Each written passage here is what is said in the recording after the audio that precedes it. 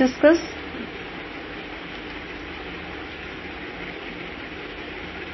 Next, that is XOR sign, XOR gate. Bitwise XOR operators is represented with the help of caret sign. Alright, if odd numbers of inputs are 1, if odd numbers or inputs to this operator are 1, output will be 1. That means if any of the one input is 1, you will get 1. This I have represented with the help of truth table, that is 0 0 you will get 0, 0 1 you will get 1, 1 0 you will get 1, 1 and 1 you will get 0. Let's again calculate this.